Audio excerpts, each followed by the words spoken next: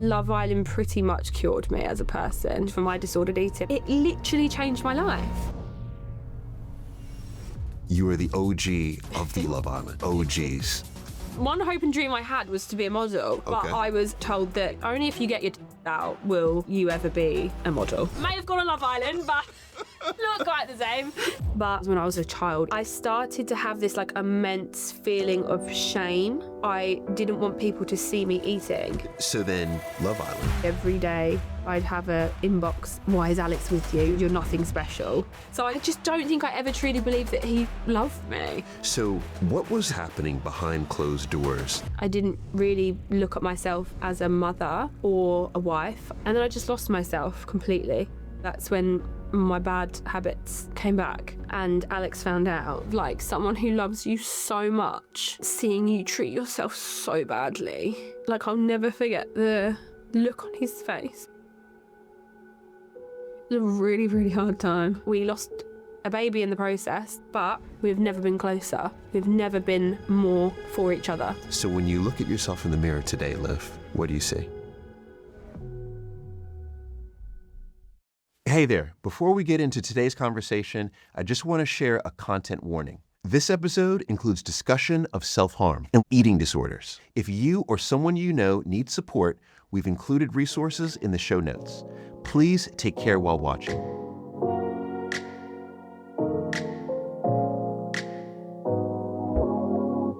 You grew up in Essex, right? So there's been this commonality with a lot of the ladies I've talked to from Essex, where the hair has been a certain way, the makeup has been a certain way. Am I that? No. I mean, you tell me. Is that a stereotype, or is that a misplaced stereotype? I think so. I don't think you can. I think it's hard because, like you said, everyone that's on TV has this kind of like Essex thing. And it's like, yeah, like you said, the hair, the makeup, the accent, all of that. But I wouldn't necessarily say that I'm like a typical Essex. I wouldn't put myself under the stereotypical, but probably someone would. And actually, if you looked at me before Love Island, I was out a lot. I did have really bad eyebrows, really bad tan, bad fake eyelashes. So maybe I've changed a little bit. It might be the age thing, but it is a stereotype. But I think you stereotype everyone from anywhere. Like Alex is from West Brom, like Birmingham, and he gets stereotyped all the time, especially from his accent. Like people think he's like not as clever or like a certain way. So I think it happens everywhere. Yes. When you were a little girl, from what I understand, your parents ended up splitting up. Yeah. And that caused strain, obviously, on the household. What do you recall around the events that led to your parents to break up, and how did it impact you and your brother? There's one thing that I remember when around the time my parents split up, and I think it was a couple of weeks later that they split up, and I noticed them they stopped sleeping nude. They started wearing pajamas.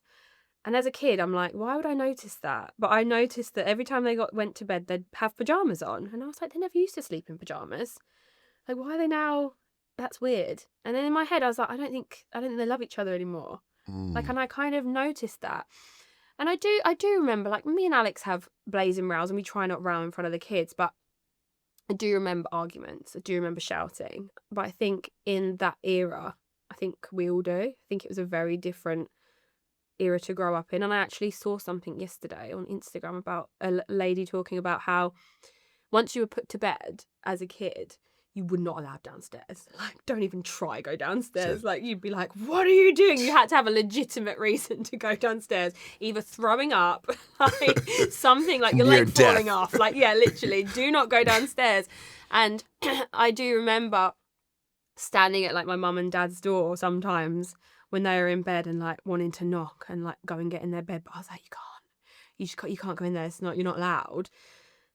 But they'd eventually let me in, and I remember being in my mum and dad's bed in between them was like the safest I'd ever felt. Like, it was that proper warm feeling of just being safe, and I think that's why now Abel and Sienna are allowed to sleep in my bed whenever they want, because I know that feeling. I know that feeling of being so safe, like in the middle of both of your parents. It's just like, it was just my happy place, I think. And I think it did affect me when my parents broke up, but I was very adult-like in how I processed emotion. But I do think I suppressed a lot Okay. because I'm a control freak and I want to control it. I don't want it to overtake me. Like, I want to be in control of how I feel. But my mum was always so available to me. She was always so honest, kind, loving. Like, my parents were always so cuddly with me, and we're the same with our kids. And I'll always remember that. But I do think growing up in the 90s, there was a very different way of parenting to now. Yes, yes. Now, Liv, how old were you when your parents broke up? 10, going into that, that 10, 11 is probably one of the hardest times for a girl. That is when, you start your period, your hormones change. Like, it's a very volatile moment. And that's probably, I think that's when your hormones are at their highest, and then it happens again after you have a baby. It's called like matrescence. So I guess going through a divorce as a child in that period is probably meant to be quite hard. I don't ever remember feeling it was that hard. That's fair. That's fair. So it's interesting. You didn't feel it was that hard, but when you reflect back, how do you believe it impacted you? And the reason why I pinpoint that is because prior to that moment, you described growing up as idyllic. Yeah. And then I also know that there are some mental health challenges that come right around this time. Yeah. So even though it didn't feel hard in the moment, when you reflect back, do you believe it impacted you? If so, how? I definitely think divorce will impact you regardless. I think because I believed I had that, like you said, that perfect family unit, I believed that. So then for that to then go, it would have impacted me. But I guess at the time I didn't believe it did. Or maybe I just didn't want it to. I wouldn't allow it to, because I'm always wanting to be in control of my emotions. I always want to be like 10 steps ahead of what my brain wants me to think. So I guess it came out in other ways. And then that was where like all the mental health and the eating and all of that started from, I guess. But you don't believe it's from that. You just believe, oh, that just happened because it happened. Right, right. Now, it's interesting. Already you've said multiple times, I like to be in control of my emotions. Yeah, obviously I'm not.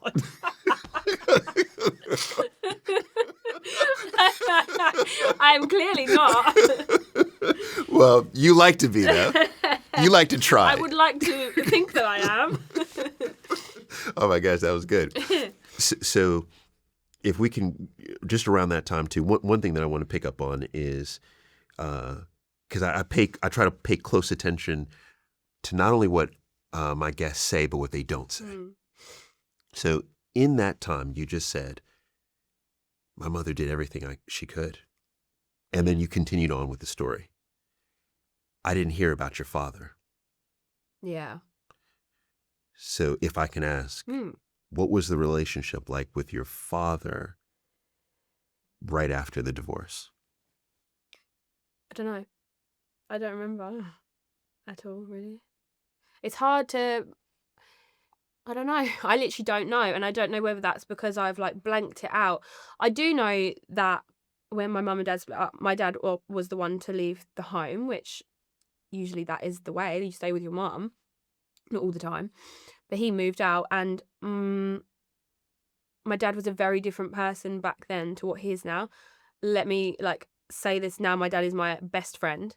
Okay. I worship the ground my dad walks on. He is like...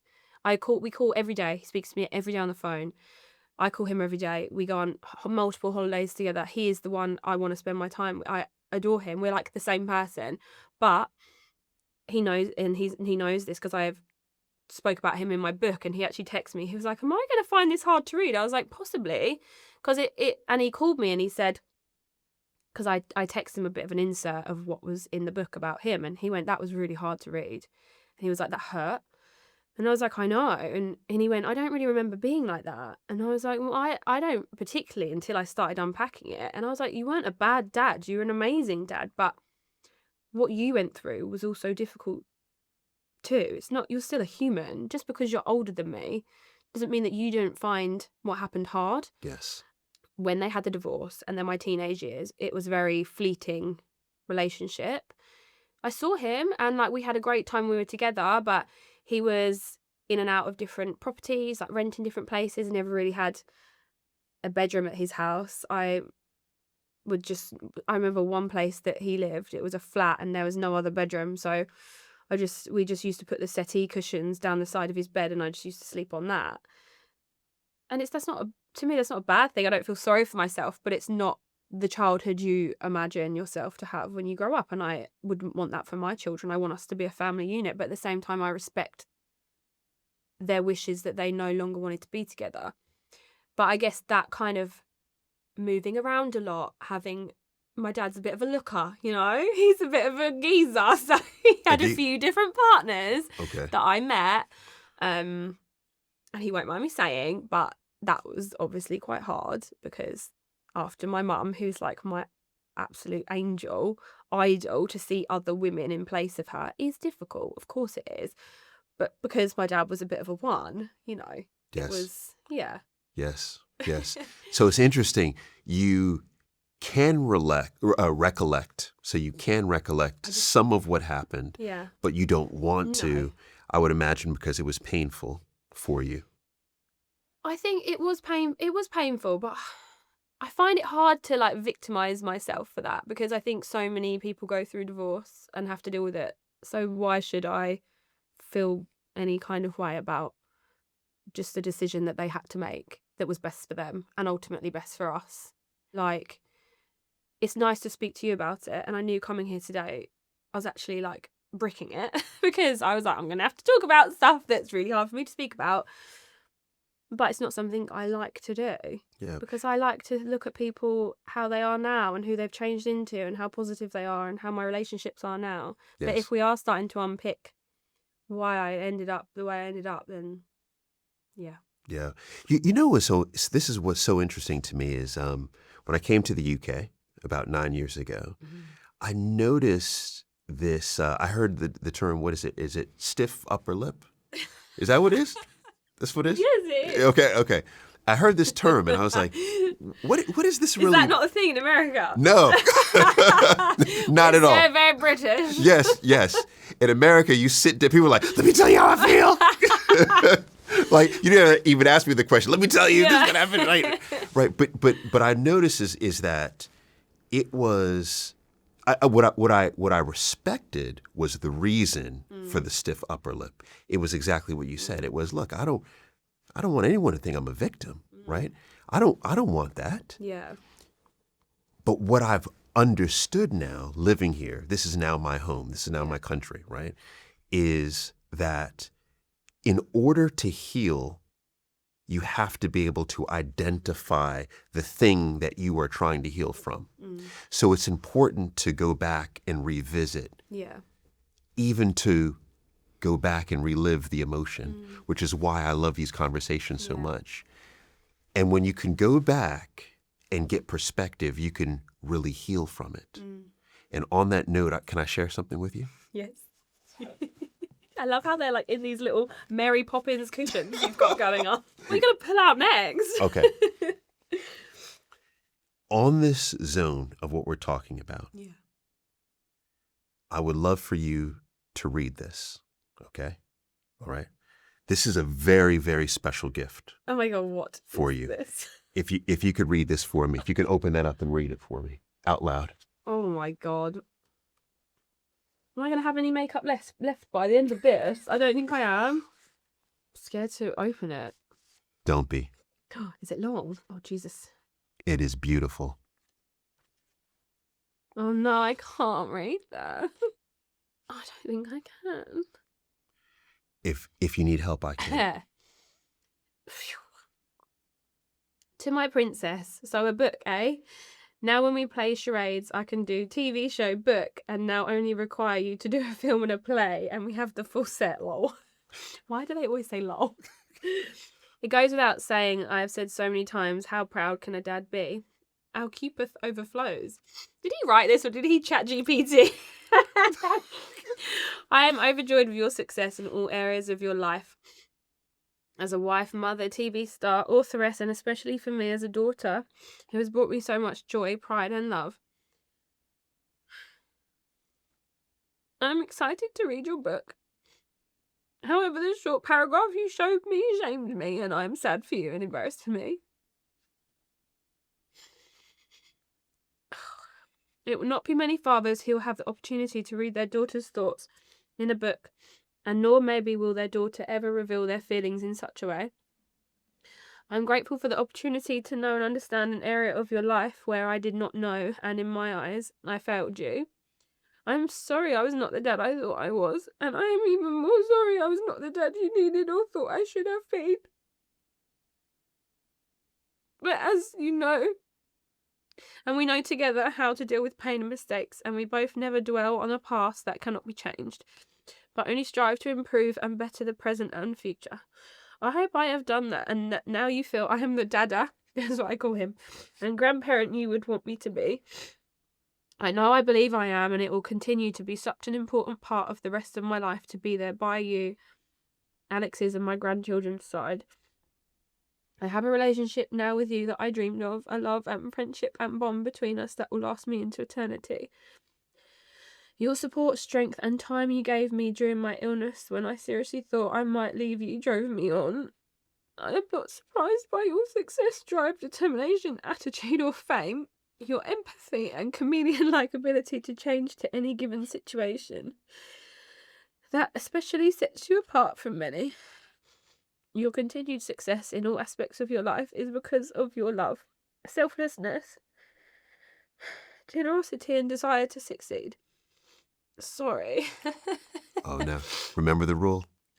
Which will ensure your light will always burn bright. How much I love you breaks my heart. Part of my soul will be with you always, my princess, my diamond in the sky, my star. Love, Dada. Jesus Christ.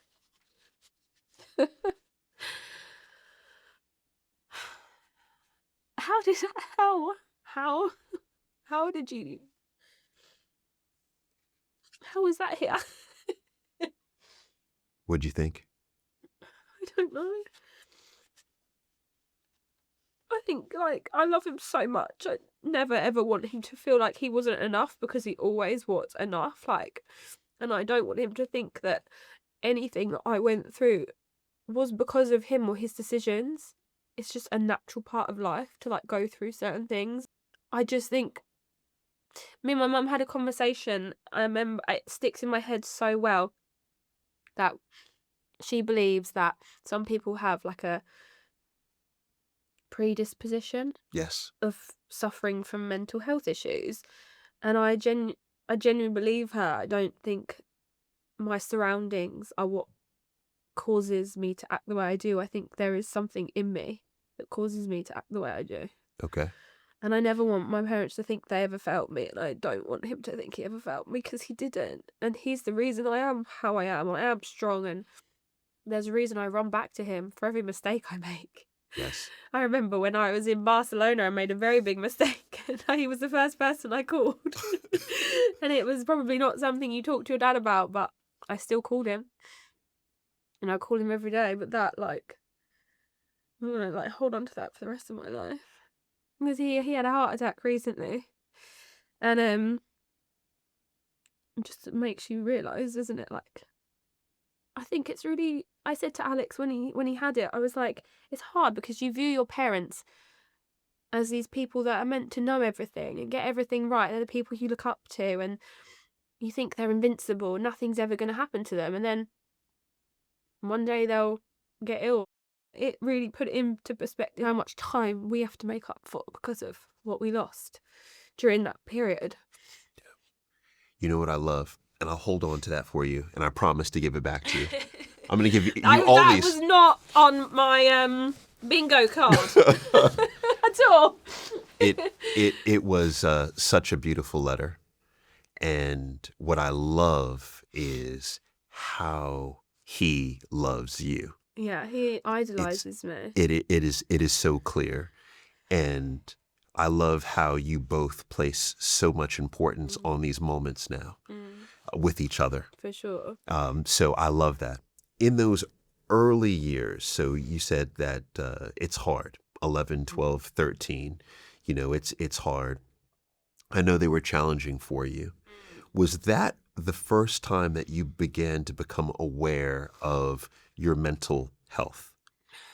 Was it that age or was it a little bit older? It's hard to kind of pinpoint it. I remember being fine. Like, I used to dance. I danced from when I was 3, 4. Ballet, tap, jazz, exams.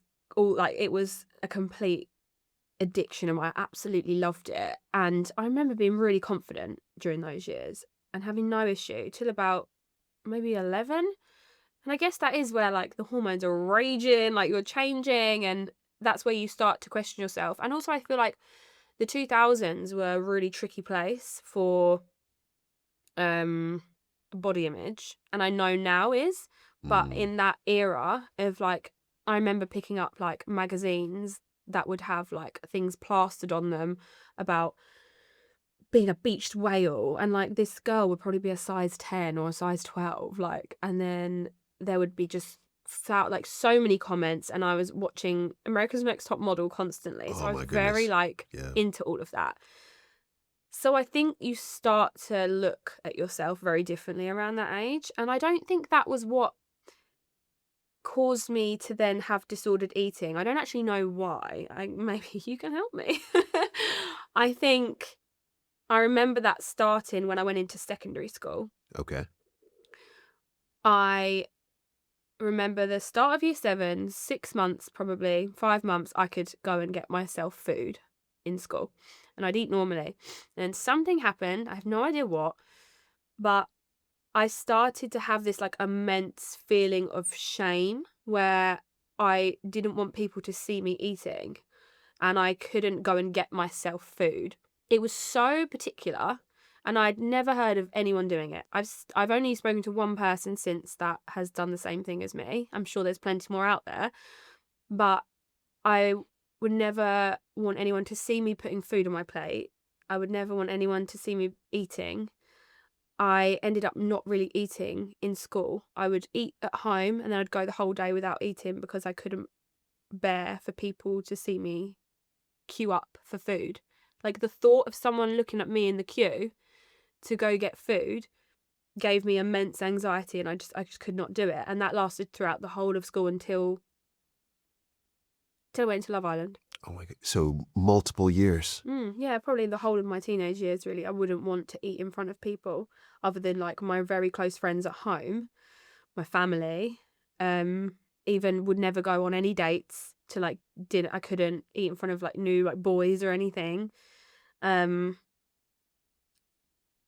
I remember when we was in sixth form, they used to do these pots of, like, pasta, beans and cheese. Yes. Have you ever tried pasta, beans and cheese? No. 10 out of 10. Oh, really? Yeah, 10, 10. 10, Okay. 10. And I would want one so bad. I was so hungry. Like, I wanted to eat. I was so hungry, but I couldn't go. I could not You couldn't do physically it. go and do it. And sometimes if I really was feeling awful, like awful hungry, I'd make my friend go and get it for me and then I'd kind of eat it and it would be okay if I could pick it out with my hand and it would be okay if I could tear off a part, but I could never put a fork in my mouth. It was so particular. Were your parents aware? No. They don't know now. They will find out. And I guess that's, do you know, I've been so nervous for my book to come out because some of the stuff in there, they don't know. But it's kind of like ripping the Band-Aid off. It is. It is. So when you reflect back, you had a, there was an eating disorder, Some sort of disordered eating. right? Yeah. That was happening. And you said this was right around, was it 12, 13? Okay. What else was happening for you? I remember, I think I was about 14, 15. That's when I really started to struggle with, like, the anxiety side of things. And I guess depression was kind of creeping in because that was my first experience of self-harm, was probably that young, 15. And I think that's where I had so much emotion that I had no idea how to deal with. I guess from everything that had happened prior. It was all building up and I had no clue what to do with it. The eating thing. And I would literally be in school and every day, every week, I would take myself into the toilets and sit in the toilet at school and cry and just sit there. I would find an excuse to get out of class and just go sit on my own in the loo on the floor. Every day. You were crying every day. Pretty much. For a period, and then it kind of subsided, and then I think that's when, like, I experienced self-harm, and I can't go too much into it because I genuinely just don't want to talk about it. But I acknowledge that it happened, and I do talk about it in my book because for some reason writing it down is very different to saying it out loud. So that's my first step, is writing about it and talking about it and trying to get rid of some of the shame that surrounds it. But I still have a hard time with it, acknowledging that I did that. Without talking about the details of the self-harm, when you reflect back, especially through writing about it, do you understand what motivated you to do it? I've been to a lot of therapy since, because self-harm has been peppered through until most recently a few years ago, which is the hardest thing to admit, because everyone, again, thinks I've got my shit together. But it was only a few years ago that I re-experienced self-harm. It was the amount of emotion I had that I couldn't deal with that then felt suddenly released through an act that is horrendous. It's complete disrespect for your own self. Yeah, so I'm glad that you almost demystified that. When I say that is self-harm, because I believe a lot of people believe that self-harm is about exhibiting something or gaining attention. But most cases that I read about, it's about emotional regulation. Most disordered eating is around emotional regulation.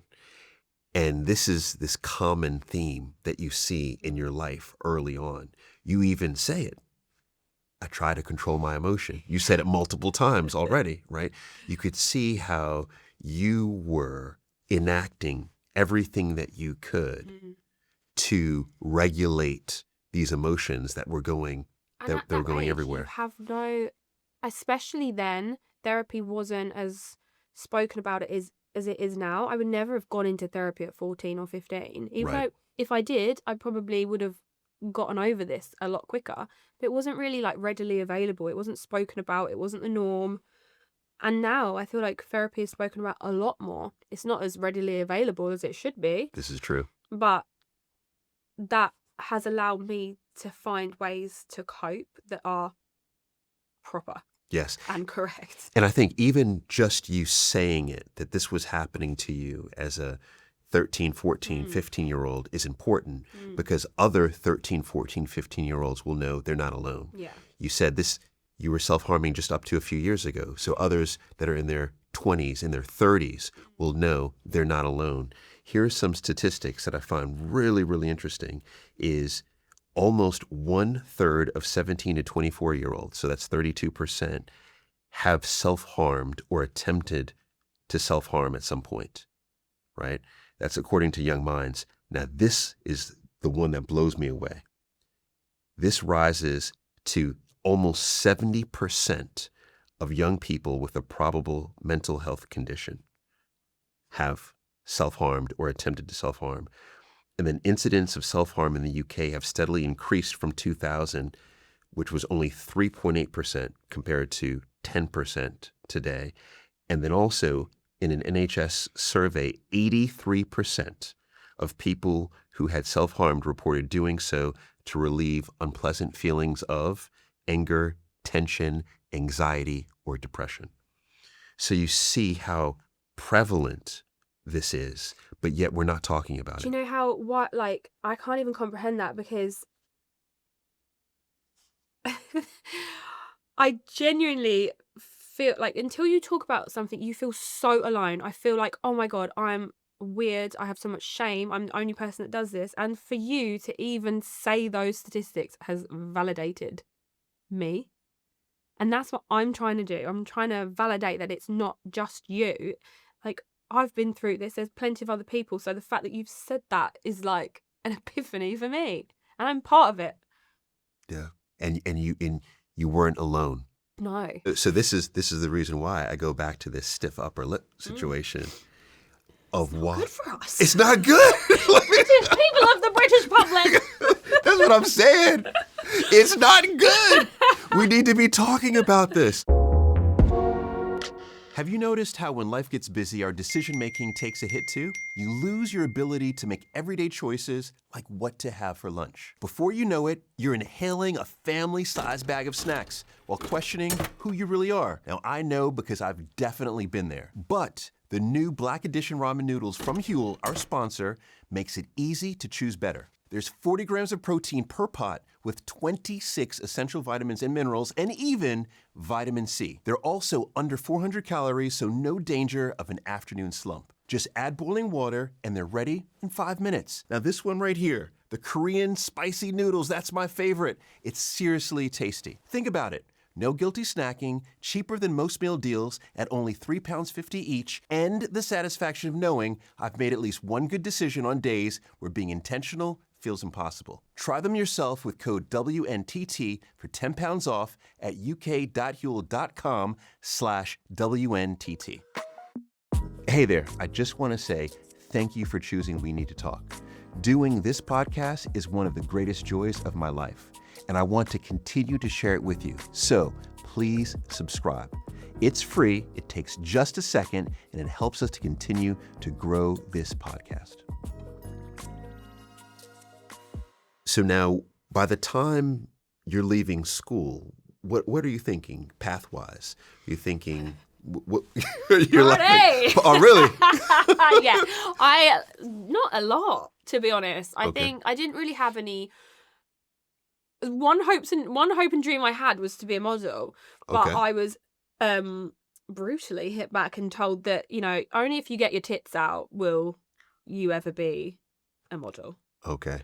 So whoever said that to me, there you go. Hun, take a look now. Didn't get them out. I may have gone on Love Island, but not quite the same. You're partly right. But still. But no, I hear you though. So modeling though, so this is another thing, is that I didn't realize this term glamour modeling. I always thought modeling was well, I guess there's a wide category of all sorts, isn't there? Commercial, catwalk, glamour. Right. So what type of model were you interested in? I don't know. I Just any think type. deep down I knew that I wasn't really able to do any of it at that point. I think now we're striving towards a much more inclusive way of modelling with brands. But back then, if you weren't stick thin, no boobs, cheekbones, tall, you wouldn't be doing anything other than commercial modelling, possibly. But I was always too curvy, too big a boobs, not the right look.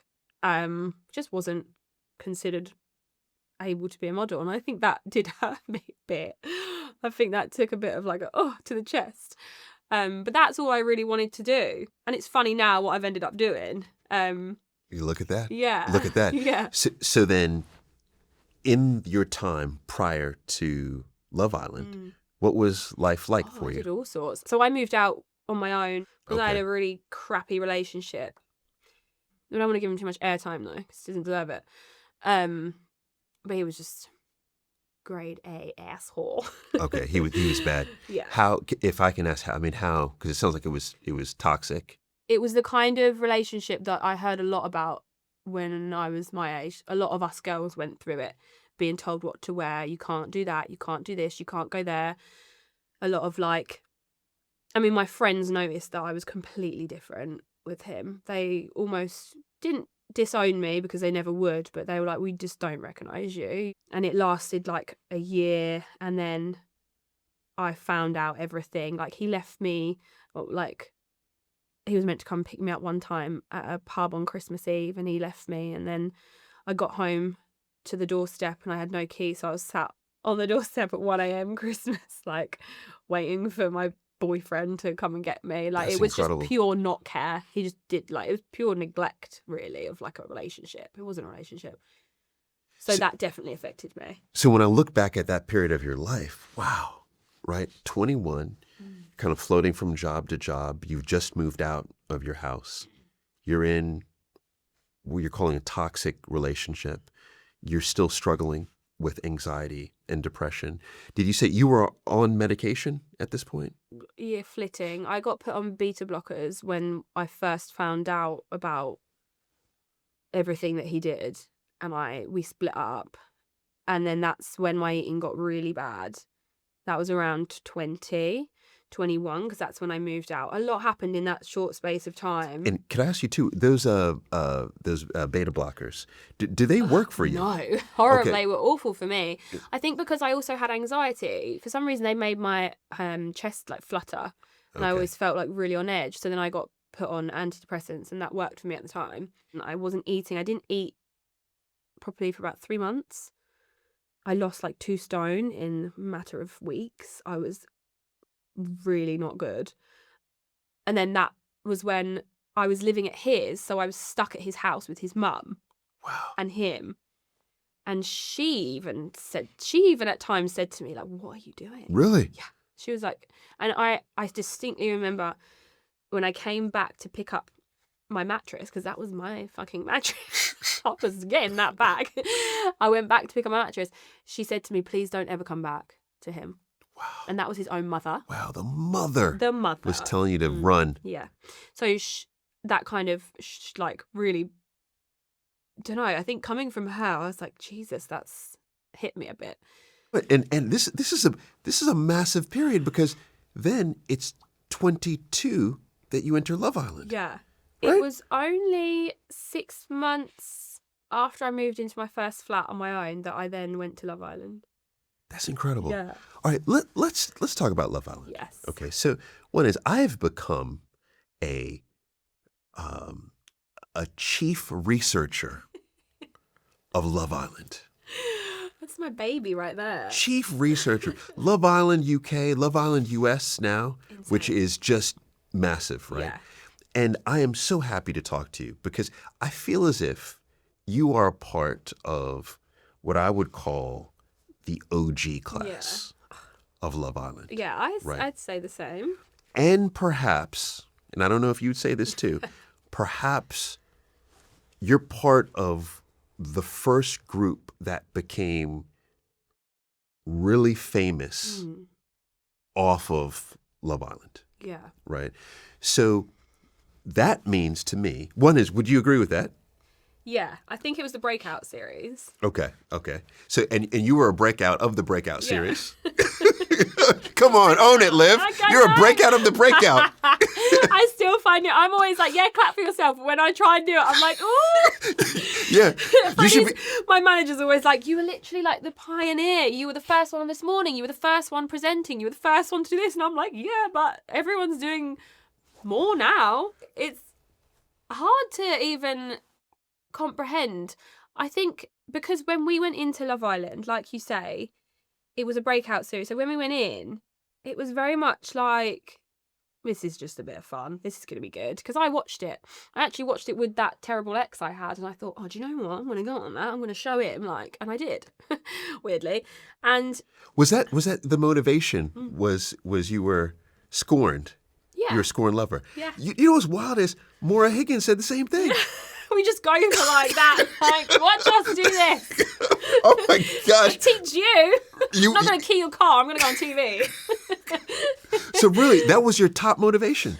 It was part of the motivation, because I remember watching it and thinking, oh my God, these women look so good. They're so confident. Like, how much fun is that just to go to a villa, be around a pool, flirt with boys? Like, I didn't have any of that in me. I had none of that in my locker at all. So I was like, oh my God, that would be really cool. And then we split up, and then I saw the application. And I was like, do you know what? I'm just going to do it. I mean, I was so scared, and I had none of the confidence that I probably showed. I just faked it. Just faked it. Faked it. Fake it till you make it. So is it playing out in your mind, though, your battles with depression and anxiety? And is any of that playing out or no? So before I went into Love Island, I kind of had a bit more of a handle on things. Like I said, I was living in my own flat. There was times where I was very, very down. But at that point, I'd got on my up again. So I was okay again. I was a very roller coaster person. Okay. Because I guess I kept trying to get my emotions in check. They'd get in check. Then I'd be all right. And then I'd come back. And at that time that went into Love Island, I was all right as a person goes, probably still dealing with it deep down. And I still had my disordered eating where I couldn't eat in front of people. And when I went into Love Island, it was like exposure therapy. Love Island pretty much cured me as a person in that respect for my disordered eating. I didn't come out with it. Okay. It went. Because you were forced to have, in order to eat, you had to eat in front of people. Yeah, we had lunchtime and dinner time where all the food was laid out on the table. Bearing in mind, I'm in there for 6 weeks, so I don't have I won't eat unless I just get the hell on with it. And I remember sitting at the table and being like, I can't do it. So for the first couple of weeks, I would get other people to fill my plate for me. I'd always choose the food that not necessarily I liked, but was nearer someone else, so they put it on a plate and then I'd just eat that. Oh, well. In private? I ate at the table. Oh, okay. So that was already something that I was like, oh my God, this is like, what am I doing? How am I doing this? But it was still the putting on the plate thing. So I always thought to myself, these people must think I'm such a princess because I won't serve my own food and no one knows why. And then I think it just got to a point where I did it.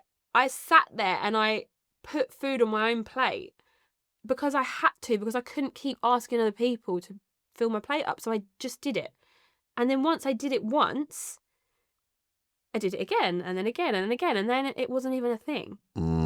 It literally changed my life.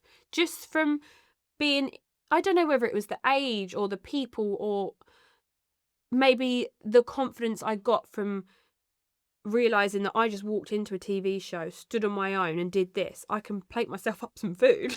Yes.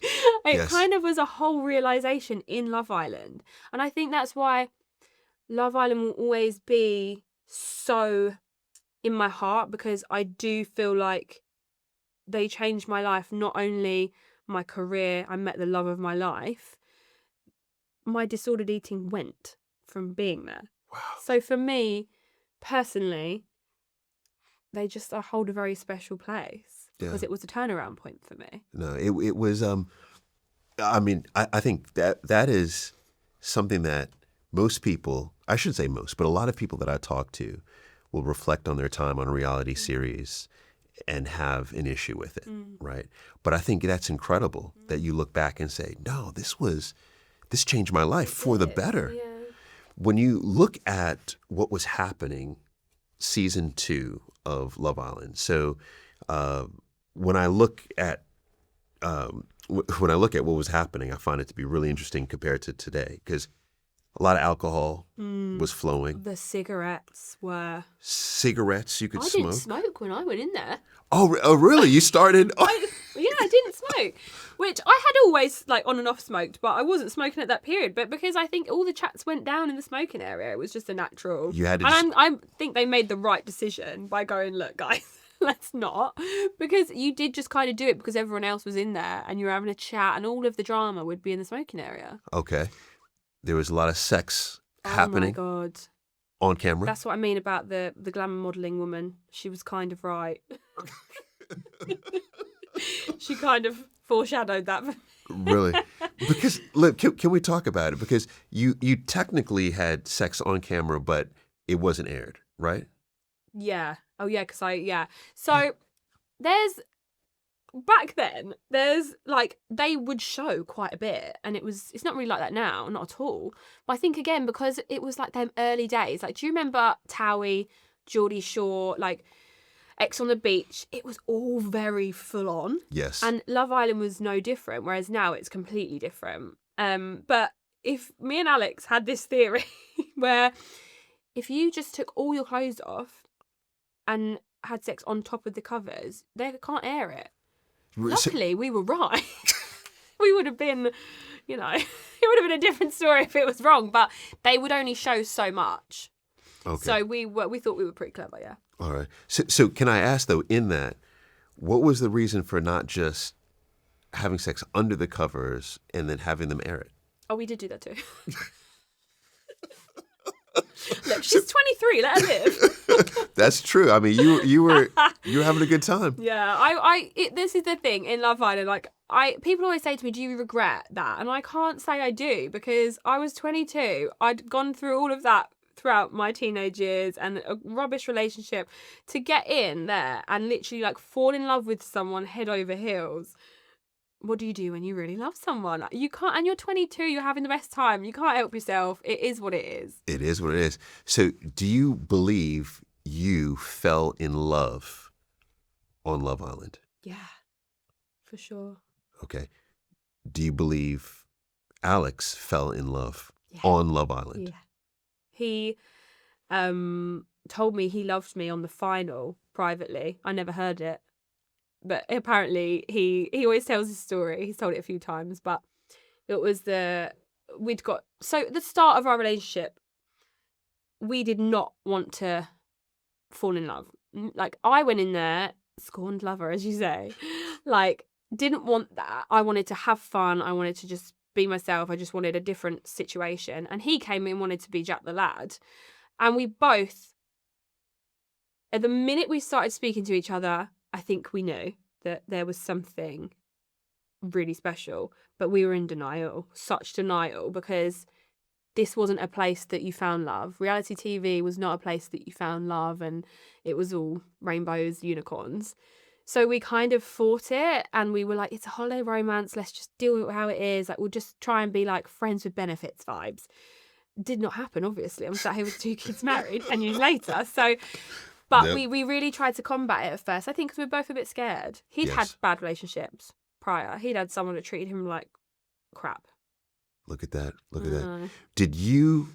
Were you considering or concerned with what you perceived the public was viewing or thinking about you and Alex together? Not at the time. When I was in there, I didn't really... I think I was concerned that he didn't like me. I think I thought... Because he was such a nice guy and he looks like he's been carved by the gods. Where I'd been so mistreated in my past, I was like, how quite possibly could someone like this even like me? So I didn't believe it then. And I think that contributed to just all the arguments and stuff we had in there. And then I thought in turn the public would also think I was not good enough for him. That's what you thought while you were in Love Island? Which then actually became true, because everyone told me that when I come out, that I was not good enough and I was punching, and yeah, that was hard. Oh my gosh. That we have to talk about. Can I show you something first that I think may put a smile on your face? Okay. All right, ready? All right, here we go. Ready? The letter was I can't think it's any worse. Oh, no. This is good. Ready? Okay. What is happening in this? It's a baby! Look at that. I think she's called Renesmee, actually. Alex was a big fan of Twilight, so he was like, I'm going to call this baby Renesmee. Okay. Baby Renesmee. Think about this. In that moment, what do you think the chances, and in that moment, right, what do you think the chances were that you were going to marry that guy and have not one but 2 of those babies with him? Well, for one, I dropped the baby in the pool in Love Island, so the thought of me being a mother was like, no, and I was a nightmare. I was like, what is this thing? And secondly, I just don't think I ever truly believed that he loved me. Even probably until he proposed. No.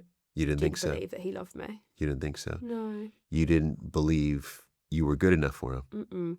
No. Partly because of, well, I'd say 80% because of the way I'd been treated and the way I'd treated myself prior. And 20% because when I come out, I was inundated with comments that he can do better than me. Like, I'm not good enough for him. You're punching was the main one. And that is probably one of the hardest things. I'm not saying my job is hard. It's not. It's mentally quite taxing sometimes, because when people in the public start tapping into the things that you already tap into for yourself, it's quite difficult. Yes. They just reinstated everything that... This was a big, truly, this is a big shock to me, is when I'm doing this research for you coming in, I had not seen Love Island 2016. I was in the States, hanging out in the U.S. I hope you haven't watched it recently. But in looking at the coverage, the news coverage when you got out, that's exactly what it was. And then I look at a photo. Can I hold this photo? Yeah. I look at this photo. How do you think she looks? Well, she's got better boobs than I have now. I'll be speaking to 2 children, that's for sure. Yeah, but honestly, how do you think she looks? I don't know, it's normal, I guess.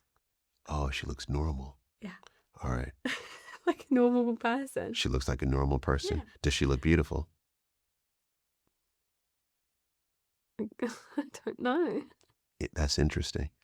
You probably you don't think she looks beautiful? Mm. Because how does he look? How does he look? Handsome as always. Handsome as always. So he looks beautiful, right? But that's interesting that when you look at this photo, you don't see what I see and what so many people see. Because I looked at this photo, I said, oh my gosh, she's beautiful. Yeah, he's a good-looking guy. She's beautiful. This makes all the sense in the world to me. Oh, it just didn't make sense to anyone else. But- it really, really got to me. That. Let's talk about that, because when you come off of Love Island, it is now being seen by, I think, on average, over 1.4 million people per episode. It's now the most crazy. talked about show in the UK. I would imagine that because the first series wasn't as popular, the producers couldn't prep you. They didn't know what the response was going to be like when you got out. But what was that? What was it like in terms of, were you followed? Were there lots of articles? What was happening? So obviously when I went in, like I said, when we first started talking, I wasn't even in the scene in Essex. Like, because Towie was like prevalent at that point. I didn't know anyone from Towie, even though everyone thinks everyone knows someone from Towie. I didn't at that point. I do now, and they're lovely. But I didn't, and I wasn't in the scene, and my family were scared for me going in. We're not that kind of like, I never wanted to be famous. It wasn't that. It was just a change of scenery for me. So to come out, and it felt to you overnight that your life completely did a 180. We got to the airport and there was tens of thousands of people like waiting for you, wanting pictures of you, filming you, like screaming your name. Like, how do you even comprehend that? From being just you and like normal, I guess, to that is something you can never prepare yourself. No matter what someone would have said to me, the producers were like, yeah, your life could change. They prepared you as much as they could, but even they, I don't think, realised that it would do that overnight. And remember my inbox, we had thousands of messages in our inbox, brands wanting to work with us, management trying to get in contact with us. My mum was not sleeping every night because she was having people email her about want to manage Olivia. I can get her this, I can give her this money. Bearing in mind I'd never had money, and I just left my government funded flat to go into Love Island, to now coming out and my mum's getting offers of like thousands and thousands of pounds. How are you meant to react to that?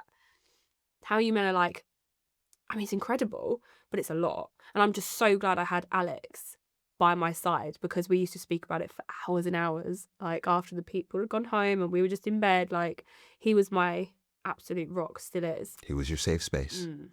So then when you first see these articles, yeah, so the articles come out, yeah, can you even take me back to the very first article that you recall? What was the headline? What did it say? A lot of them were about like people commenting about my appearance and comparing it with Alex, and saying that like we wouldn't last, and is this couple gonna last? Are they gonna cheat? Like, it was all very, just not very nice. It wasn't necessarily the articles, it was more the comments. It was more because my Instagram hadn't been that kind of place, and then I think when we come out we had like 300,000 followers. I now have nearly 3 million. So it was growing and growing, but the immediate attention on how we looked as a couple was what got me. And I didn't expect it, because I just never had anyone comment on that before. No, like never had anyone say, oh, never from an outside perspective. Never had so many people tell me that I was not good enough for someone that I was with, even though I knew he loved me. To have so many, and he was getting sent like naked pictures like on Snapchat, and we used to laugh about it. Like he used to show me and he'd be like, I got another pair of boobs in my Snapchat, and we'd like we were like so comfortable. But when you're on your own at night in the quiet, that's when things start to get to you. And it just really ate away every day. There'd be another one. It wasn't just like, oh, it happened for a few days. It would be every day. Like I'd have a inbox privately like, why is Alex with you? You're nothing special. Or how are you with someone like Alex? It doesn't make sense. Did you believe it? Yeah. Yeah. It's probably contributed to, again, like the eating thing came back, not in the same way, but I just wouldn't eat. Because it's just the stress, isn't it? So I then lost loads of weight. And in the midst of me being a size 6 not eating, I was being called fat on articles. I was like, all of that, like, it just didn't make sense. What was happening between you and Alex that kept you together, right? Because this is such a stressful period. You're being inundated from people saying, hey, he's going to leave you, he's already cheating, that kind of thing. Yeah. But what was some of that work that was happening? Because you and Alex became there were, 2 couples that came from season 2 that are still together to this day. It's a rarity for a couple to go on a reality TV show, or for 2 people to meet on a reality TV show, stay together. So what was the work that was happening behind closed doors that we didn't see? That was all on Al. That was all Alex, pretty much. I'm not one to not give myself props, but he held it down for us because he would take and take and take the shit that I gave him. That man is something else. And I don't tell him enough, but he literally held it down for us because he would always defend himself. He would FaceTime me whenever he was out. He would text me constantly. He would call me. He did everything physically possible for me to feel okay. Meanwhile, I'm just like screaming in the back, like, what is going on? Like, he was the solid rock. Like, that guy has a heart of gold. And like, now obviously we're 10 years into a relationship, so like, we annoy the hell out of each other, but you have to give him his props. He stood by my side and did all the work. Right. Why do you think he did that? He just, and when I admit it now, he literally worships me, and I don't know why.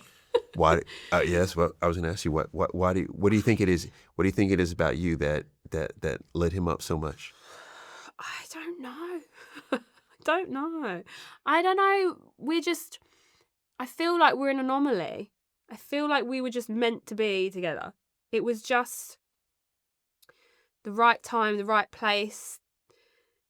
I do feel like in Love Island we had these challenges that actually then set us up.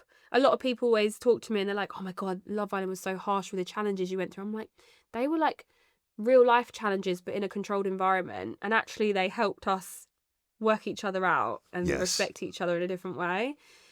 But he's so impatient on day-to-day tasks, but he's so patient with me. And I don't know, I think we just complement each other. And I know he knows I've got his back, and I know he's got mine. Yeah, I know it. Can I also talk about one other thing about Love Island? Yeah. I have to show you. It's another surprise. Oh, God. You ready? No. Never. Not with what you've been putting out. Do you not like these surprises, No, Liv? I do. I'm not in control. Oh, that's what it is. Learned this. That's what it is. All right, so ready. I have a surprise. I'm going to hold this for you. Okay. And I want you to just watch and listen. Oh no, I'm too scared. Are you ready? Right, my darling Olivia. I have been thinking about how to send this message to you, but it's physically impossible to put into words how much I love you and adore you and how much you're a part of me.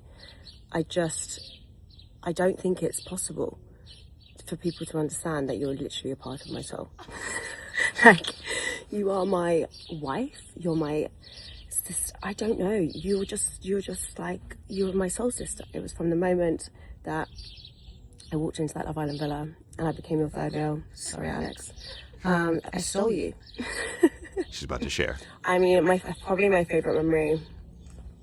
Remember when we were on the bed? No, is she going to talk about... Waxter? Oh, but she was talking about the plucking.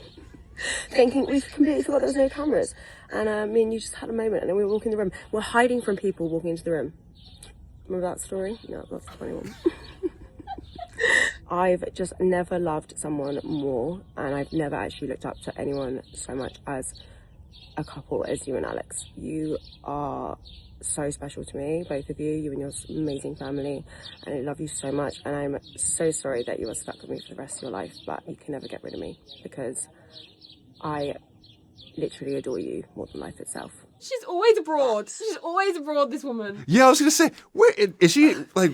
It's so funny because, like, we are still so close. She was my bridesmaid. She is the only friend, really, that I've kept from Love Island, except for my husband. And this is, so everyone knows this is... Tina.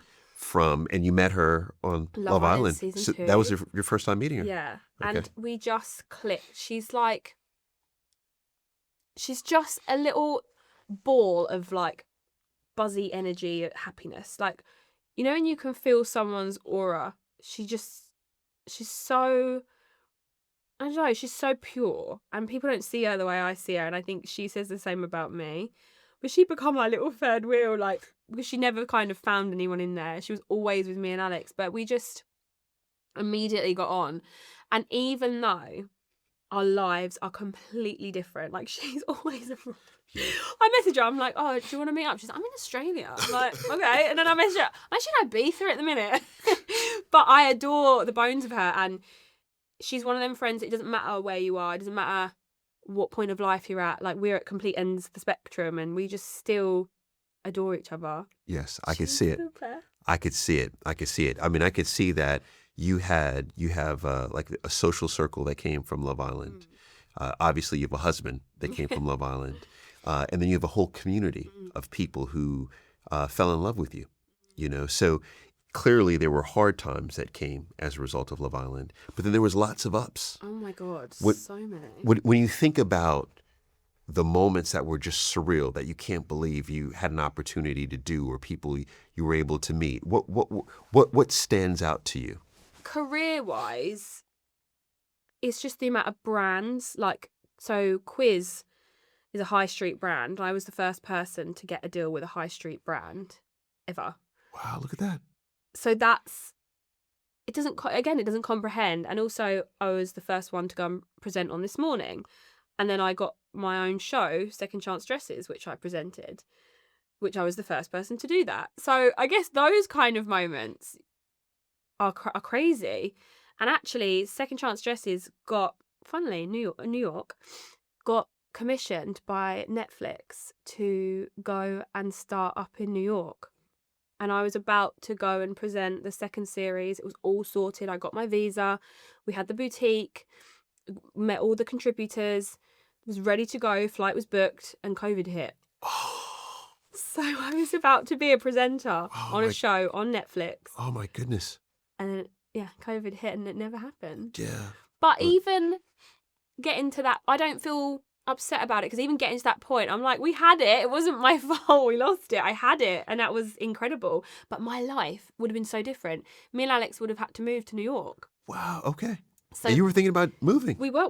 You were? We were getting an apartment in New York. Alex was going to come out and be out for most of the time, but then come back. Would have I had kids? I don't know. Because my life just would have gone in a completely different trajectory, which the butterfly effect is like... Yeah, it's real. Yeah. It's a real thing. Yeah. Wow. So that was one of the most incredible things, even though it didn't happen. But aside from that, just the amount of people I've been able to meet and connect with that I never would have been able to. So we did a trek.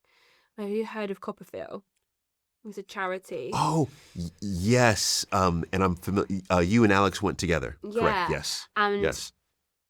we trekked to mountains for 3 days with cancer survivors, people in remission, people that weren't in remission, women that were just the most inspired. Like, I would struggle getting up a mountain, and then I would be next to someone who was in remission, and I was like, get the hell up that mountain. Yes. Like, I've met so many people from different walks of life that have taught me so much that I never would have been able to learn if I hadn't have been on that show and done what we did. I mean, clearly, the Love Island had changed the trajectory of your life.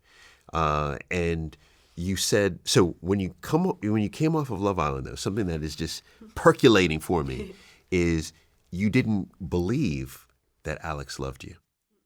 And it wasn't until you said he proposed. So That was part of the reason he did it. Really? So Yeah. tell me about this. So I don't actually know. So it was 6 months after we came out of Love Island. So we'd only known each other 6 months and he proposed. So it was very like quick. That's quick. Yeah.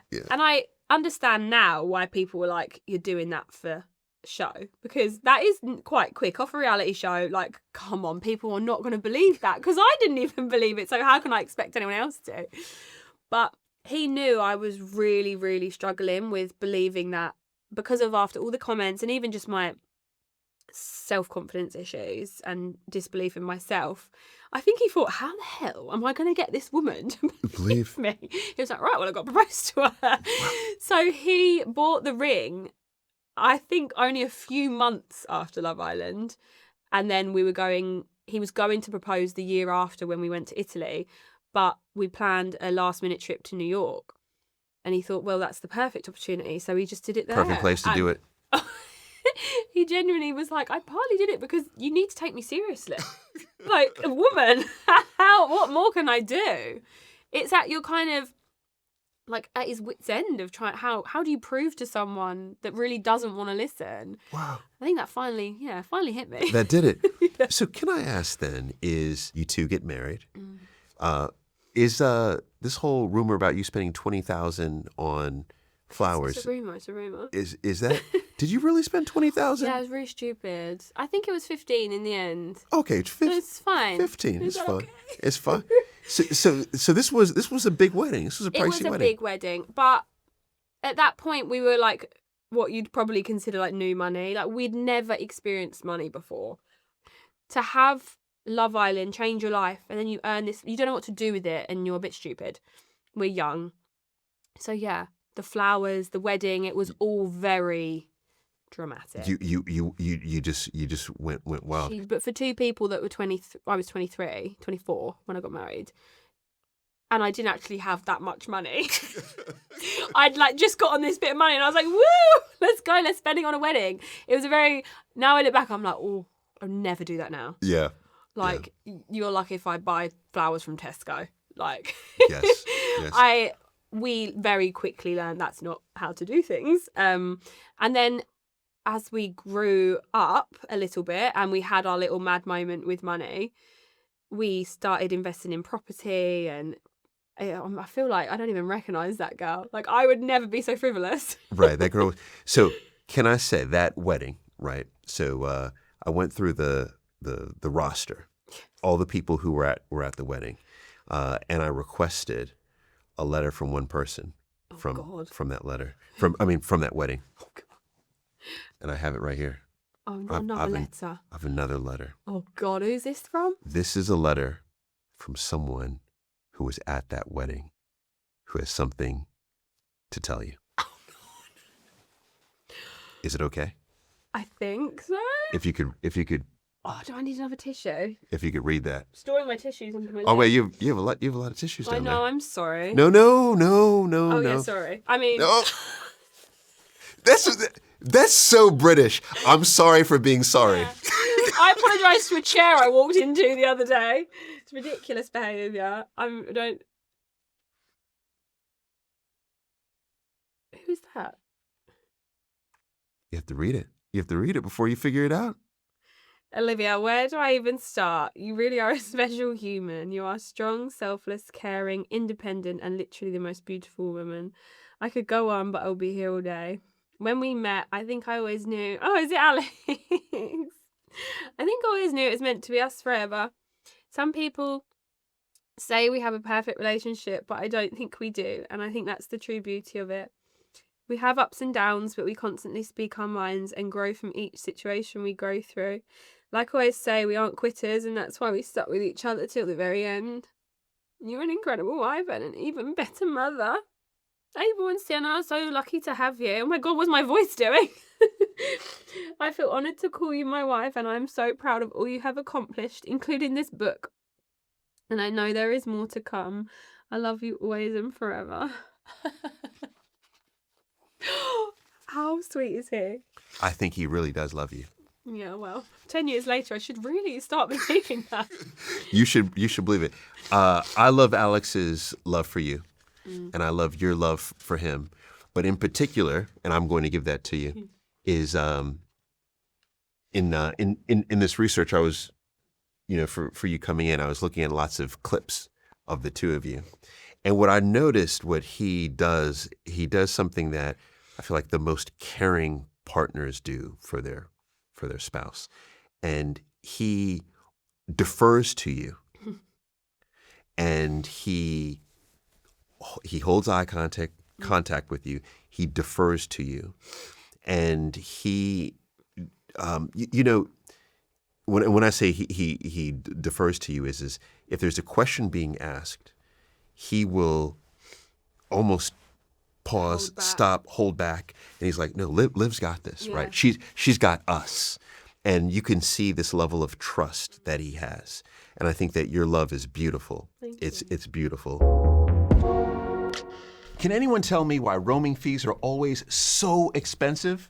I feel like every time I get back from traveling overseas, I'm hit with a jaw-dropping phone bill. It's actually why I'm excited to try our new partner, Saily, an eSIM app that gives you a safe and secure data connection anytime you travel, and most importantly, without any expensive roaming charges. Now, quite a few of my team used Saily during our last trip to LA, and all accounts were that it was reliable and easy to set up.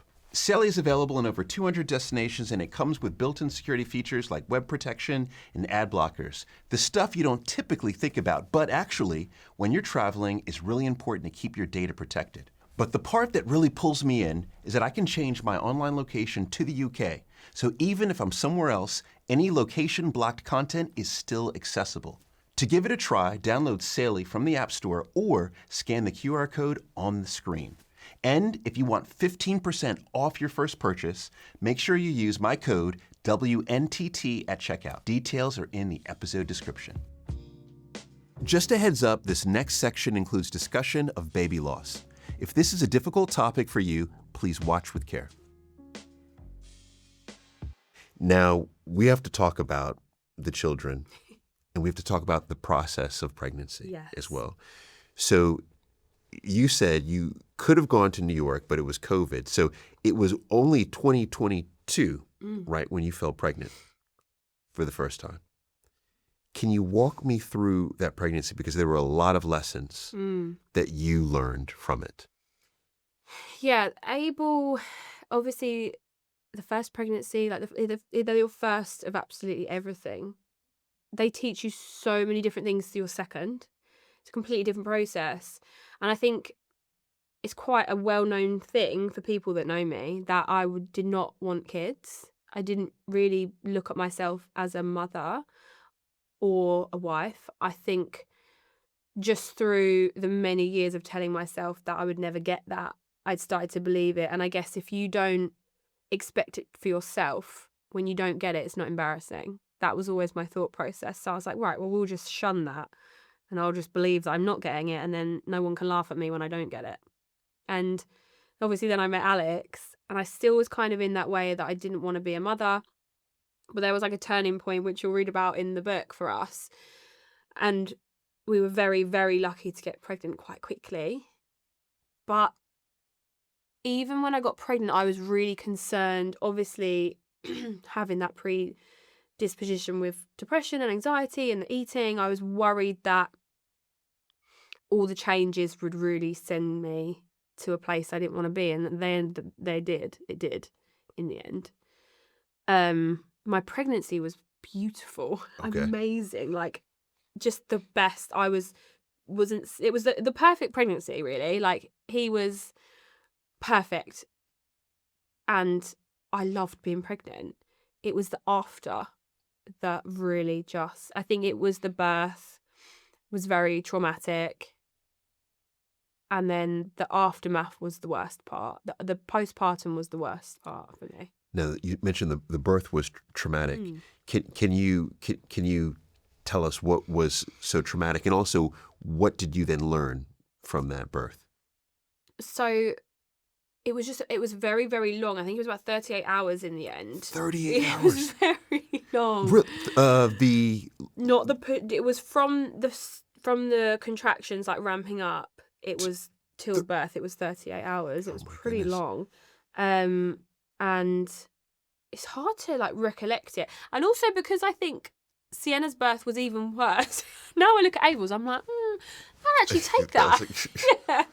So, but it was hard. It was a very long birth. I just wouldn't dilate, and we were just laying in hospital for hours and hours. And then eventually we were taken down to have a C-section, but I ended up dilating at the last minute, and he was pulled out with forceps, but he wasn't breathing. And I think I was just so unprepared. I was just very unprepared for everything. When you're a first-time mum, you have absolutely no clue. It is so scary but so exciting at the same time. I think I was just unprepared for everything that was going to happen. And it felt more traumatic at the time because I was obviously not in a very good place. Okay. So it really deterred me and scared me because of the place I was in. But he was a perfect little baby boy. It's just when they don't come out breathing, and he'd swallowed meconium and they were trying to get him. It was just a lot, and Alex didn't deal with it very well. He's a big softie, so he really, really struggled. And I think where we'd spent 6 years, just us two, having a new little person and a new life, it really threw us. We were not ready for it at all. It was the biggest life change. I mean, after Love Island, look, we were at events nearly every night. We were abroad nearly every week. It was... And then the contrast of motherhood, having this little baby rely on you, attached to you, that responsibility, and dealing with the whole idea that I wasn't fit to be a mother at all. I really didn't want to be called mum. I remember I wrote something in my notes, and it was that I just didn't like the term mum, and I wouldn't be referred to as mum. I don't want anyone to call me a mum or be mummy, or I just hated it. Really had an issue with it. Do you, when you reflect back, do you know why? I think it's because I told myself for such a long time that I wasn't going to be a mum, and I wasn't worthy of being someone's mum. So to then have that title just felt really like I didn't deserve it. Like I couldn't have that. And I think also I never wanted to be put into a box. I think once you become a mum, people want to put you into this tiny little box and tell you that that's all that you are, and you can't do this, and you can't have a career, and you're just not looked at the same. And I was like, I don't want to change. I don't want to be a mumsy mum. But really, there's nothing wrong with being a mumsy mum. It's pretty cool. It's actually lovely. I love being a mumsy I'll say it's mum. pretty cool. Yeah. It's pretty cool. You know, Liv, you just said something that actually I haven't heard you talk about, which I love that you brought it up, and that is not only did you have a hard time post pregnancy, but Alex had a hard time, and that's often not talked about. Now there's the baby blues and there's postnatal. Do you feel like, did you both suffer with that? And I'll just define it for everyone. So baby blues is a term used to describe a feeling of being down, tearful, anxious after giving birth. Yeah. But that typically lasts for just about 2 weeks, right? Whereas postnatal depression, that's prolonged depression. It develops gradually. It's hard to recognize. Some parents may avoid talking about it because they worry they'll be judged for not coping or appearing that they're not happy. And it's normally framed just for women. Yeah. But men go through it just as well. I'm sorry, not just as much, but there's a percentage of men that go through it. Do you believe that you went through those phases, and do you think Alex went through those phases? I think Alex had a really tough time changing his lifestyle because he was also an only child and he didn't have a dad growing up. So for him to then have to be completely selfless and become a dad himself when he's never had one, how do you even do that? Interesting. So I think he really struggled, and I think he struggled because I struggled. How earlier I said he was the rock, he was the one that did the work. Where he couldn't hold us up, I couldn't hold us up either. So no one was holding us up. We were kind of just hanging on. And I ended up going to therapy for the traumatic birth, but then I just slowly spiraled. I got obsessed with these apps. You know, they have these apps for logging like babies' poos and wees and sleeps and feeds. And it's just so encompassing. Like there's so much on Instagram about what kind of mum you need to be and what you need to do, and you're doing this wrong and you've not fed them this, and there's just so much. It consumes you. It consumed me. Maybe not everyone, but it consumed me, and I would log absolutely everything in this app. And if I missed like a wee or a poo, I'd spiral. I'd have like acute anxiety over the smallest things, and then I just lost myself completely. Didn't speak, didn't want to get out of bed, didn't want to brush my teeth. And then they're the signs I know. And I know them well because of previous. And then I think when Alex caught wind of that, he just felt useless because he's never had to deal with that before. So then in turn, that made him feel so inadequate. And he was already struggling, trying to work out what kind of dad he wanted to be. Right. So it was so hard on the both of us. And that's when post-able, that's when my bad habits came back and Alex found out, and that is one of the hardest things I've ever had to deal with, because the shame of like someone who loves you so much seeing you treat yourself so badly. Like I'll never forget the look on his face when he saw what I did to myself. And I'll never forgive myself for letting him go through that with me. It was a really, really hard time. What was the conversation that you two have after he sees what's happened to you? For someone that's never experienced like self-harm, or it's really hard to understand why you would do that. But I just remember him like picking me up and like cradling me like a baby and like squeezing me so tight. I've never felt a hug like it. I think that's when I was like, that's enough. It was his reaction that this is enough. This cannot happen again. This cannot be the way that we live. We're just coexisting. And it's got to this point, which is never something I thought I would get to in my 30s. I'm 29. I'd never thought that I would be there again where I was when I was 14, not in a million years. So at that point, we were like, right, we love each other to death. We are never letting each other go. This is not going to be us. Like, we both need therapy. He went to therapy. I went to therapy separately. He got help. I got help. We started to talk again. We started to be honest again. We started to be truthful, even when it was really hard to hear what the other person thought about each other. Yes. Or it was hard. It was really, really difficult. But fast forward from that to after Sienna's birth, it was more traumatic. We lost a baby in the process. We've never been closer. We've never been more for each other. Because and if we can talk about your second pregnancy, because with child loss, I've found to be this interesting duality where it can either break a couple up or pull you closer together. So what happened? Because this is a unique circumstance.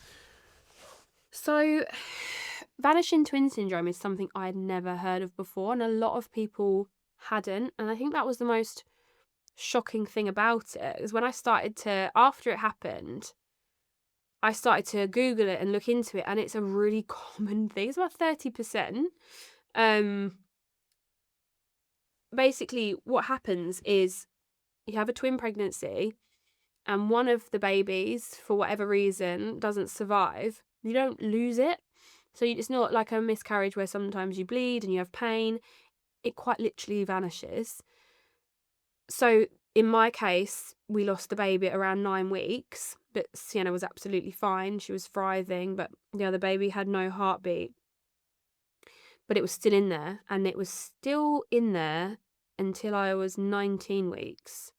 And then it disappeared into my body. So no pain, no bleeding, no signs, but then it just goes.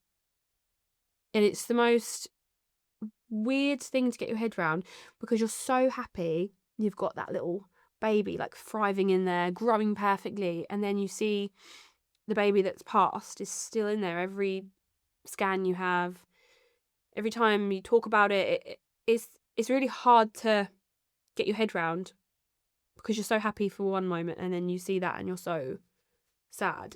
How do you reconcile that? Because this was one of my biggest questions coming into this, is because my wife and I have gone through a miscarriage, but we didn't have twins, right? So all of the focus is on mourning the loss of one child. But here you have, with Vanishing Twin Syndrome, as you mentioned, and the stats, to your point, is you nailed the stats. But then there's another one to drop on you, which I don't know if you know this one, No. is so 15 to 35% of all twin pregnancies go through Vanishing Twin Syndrome, right? However, it affects 1/2 of pregnancies with 3 or more embryos. So think about that. When you are carrying triplets, Vanishing Twin Syndrome happens 1/2 of the time. So it's super, once again, something super prevalent that I had not heard about until your case. I mean, no, we're human. We can't know everything. So until someone you know speaks about it, you won't. So when we first initially went for the scan, we were over the moon. We were scared, obviously, but we were over the moon, and we were planning for 2 babies. We looked up cars, we considered their rooms. Like from that point on, we were having 2 children. So even though it was still very early, we felt the loss quite heavily because we'd prepared. We're very positive, try and be very positive people. So we were just preparing all the good things. And then we found out like that 9 weeks, and he was immediately in bits, crying. I just went silent, numb, and he was in bits for a couple of days. I was like, it's fine, we'll get like really just quite normal. And then the tables turned and he was fine. And I, again, just went into that state of like, don't want to get up in the morning, don't want to brush my hair, don't want to talk, And the one thing that made all the difference is talking about it publicly. Because when I went on Loose Women and I did Fabulous magazine, as I mentioned earlier, the thousands of women in my inbox saying, I have never been so validated. I've never felt so seen. I've never felt so carried by someone else. I've never spoke about this to anyone. I'm so glad it was so hard for me to talk about it, and I didn't know how it would come across. Like, oh, she's on TV, she's got makeup on, she's chatting about it. It was never about that. It was about connecting to other women. That reaction alone is why I feel so confident in speaking about the disordered eating and self-harming now, because all of those people that then confided in me, and now we have this group that have this, I don't know, newfound sense of like team. Even in the audience in Loose Women, there was a woman who was 65. She came up to me after. She said, I had that and I didn't even know until you spoke about it, and that was 40 years ago. And I was like, it blew my mind that just by little old me saying something, like I'm no guru, I have not got everything worked out. I think it's quite clear to see, but just by me saying something, the impact it has had is so worthwhile. And I really hope that the book does the same for the other issues that I've experienced, that I hope give people something Yes. to hold on to. Oh, yes. No, it will. I mean, just this conversation, the more we talk about the challenges that we've gone through in life, the more other people feel seen Okay to do it. It's the and shame. okay to talk It's the about it. shame. Like, it feels shameful to speak about out loud. Maybe it's the stiff upper lip again. Like, but for us, it feels like, oh my God, you shouldn't say that out loud. Like, people Yes. think you're wanting attention or victimizing yourself, or you're not. But you're not. You're But you're not. So then coming out of your second then pregnancy, you then are blessed with a beautiful girl who, from what I understand, your girl is your sunshine child, but you still have a sunset Yeah. So child. when I got connected with a couple of charities for baby loss, like Tommy's, Footprints, there's a few that are really amazing. I saw a little quote, and this is how great it is just to follow a charity. Even if you feel like you can't reach out to a charity, they do amazing work, and by reaching out, honestly, they would give you so many tools. I actually am going to reach out to them when the time comes that I need to speak to Sienna about the fact that she has a twin. I want her to know. Obviously, it's in the public, so I need to tell her at some point, but I don't know how.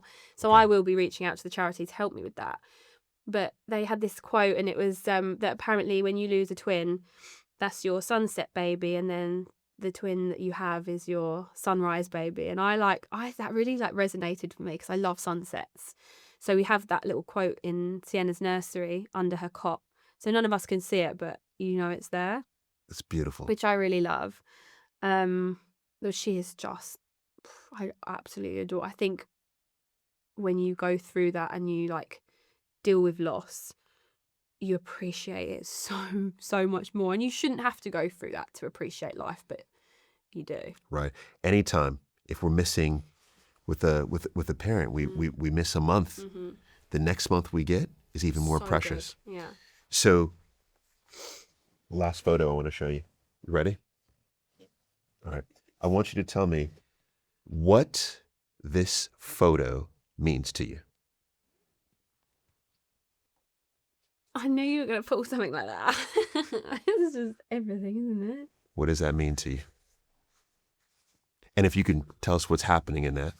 So this is when we brought Sienna home, and I literally sat in bed for the first time, just all four of us. And actually Alex's mum was with us because obviously the birth that I had with Sienna was even worse. She came and was like our little knight in shining armour. She brought us all home and she took this picture. It's just like safety, isn't it? It's the bed that I was talking about earlier. Like, they're just all in the bed. They're just all there. It's just so cute.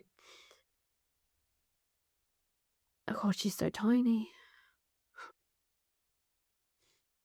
I remember the one thing that went through my head with the birth with Sienna, a bit triggering, but I had a really bad hemorrhage. And the one thing I remember feeling is I've got my little boy at home, waiting for me to come home, and I'm not going to make it home because I've decided to have another baby. The guilt was unreal. I remember that fit that, so clear in my head, thinking, what have you done? You're so selfish. You've gone and had another baby and now you're going to die in childbirth and you're not going to see your son. How selfish are you? That's the one thing I thought. I just thought about him being at home and thinking, you're never going to see them again. So then to get home and be in that safe space with them both, you just feel like you've won the lottery. Yes. Even if he is crazy. I tell you what, they all are, aren't they? He is. I've got two Of crazy course. ones. I've got two But real he's crazy the ones. best big brother. Oh my goodness. Yeah. We only have a few more minutes. There's so many questions. There's so many different areas that I'd like to go to. But one that I have to go back to identity and image today. Because what I find to be so profound is when I showed you that photo of yourself and Alex at Love Island, Yeah. you have a hard time talking about how you looked Mm. in that moment. So when you look at yourself in the mirror today, Liv, what do you see? I can't lie, I still struggle. But the overriding feeling is like, you're a powerhouse. Like, especially after writing the book and reliving everything, you think, and the babies, the births, the motherhood, being a wife, having a career, you look at yourself in a different way. Like you've created life, you've made a life for yourself, and regardless what happens, you just keep going. You don't really look at how you look anymore. You kind of look at how you feel, and I look at myself, I see myself so differently. I struggle with body image still, but I'm getting there. And I think we've twisted the narrative of fitness is more about how it makes me feel. And I, after having 2 kids, you want to be in the gym. It's actually easier to lift like heavy weights. Yes. For me, like I'm just trying to twist that narrative, and I think it's always going to be a work in progress for me because of all of the stuff beforehand. But I am so grateful for my body, of what it's done for me. I am lucky to be here. I have an amazing family. I have a husband that loves me. I have beautiful children. I have a support network of friends, family. Online is like another family to me. Like, I wouldn't be where I am without them. I wouldn't have come out and said what I've said today or in my book without them. How can I look in the mirror and think anything otherwise? Exactly this. You know what strikes me to be so interesting is I have these amazing conversations with so many public figures who are adored, and so many people place you all on these pedestals, right? But it's not until you come and you sit that we see the pain, and we hear how long you've lived with the pain. And when I hear these stories, my level of respect and admiration grows even more because you kept going Yeah. throughout the pain. Yeah. You never stopped. And that's the reason why your father loves you so much, and your mother loves you so much, and Alex loves you so much, and so many people love you so much, is it's the resilience that you have to keep getting up and fighting through the pain. And that's something that I hope that you continue to do time and time again. And then most importantly, and I find myself now saying this often, but this definitely applies to you, is you have to give yourself grace. Yeah. You really do. Already when you're saying this, I'm like, yeah, but people have it so much worse. Let's not. But that's not what it is. It's that you have to understand that what you went through, what you've told me, is a percentage of what you've gone through. Yeah. And that was hard. It was hard. So regardless of what anyone else is going through, what you went through was hard. Yeah. And because it was hard, you then created these adaptive strategies to regulate your emotion. And you did what you thought was best. Yeah. So all of these things that you're doing to yourself physically, that you're telling yourself, you were doing that because you thought that was the right thing to do. So therefore, you have to give yourself grace. Yeah. All of these moments, like in the hospital, that will always stay with me. Yeah. When you said that, I've got to get home to my little boy. It's something that makes me tear up, even someone else saying it. Oh yeah, I think every parent, No. that stays with me. But that is you saying, you know what? I have responsibilities. And this has been my through line when I think about you is I think you've been incredibly responsible. And I'm sure you're going to look back and say, no, I'm the most irresponsible person ever, Paul. But no. When it's the things that matter, you step up. You have shown incredible love and loyalty to those around you. You've been incredibly resilient, right? You are the OG of the OGs, right? You are a badass, any way you define it. You have to truly walk with that, right? And that's not being, that's not having an overinflated ego. Those are just facts. That makes me uncomfortable. They're just facts. But I appreciate you. They're just facts. They're just facts. Can I ask you one last question before we get out of here? You've had some amazing conversations throughout your life. When you think about the most memorable conversation, who was it with and what did you learn? I've got two in my head. One I already told you about with my mum, because I Yes. think that's been one of the biggest impacts on my life. And two, with my son, Abel, purely saying that he loves me. Because when you hear that little person that you created outwardly, freely, willingly telling you that they love you, when you've doubted yourself for so long, it's like the most purest thing you'll ever hear.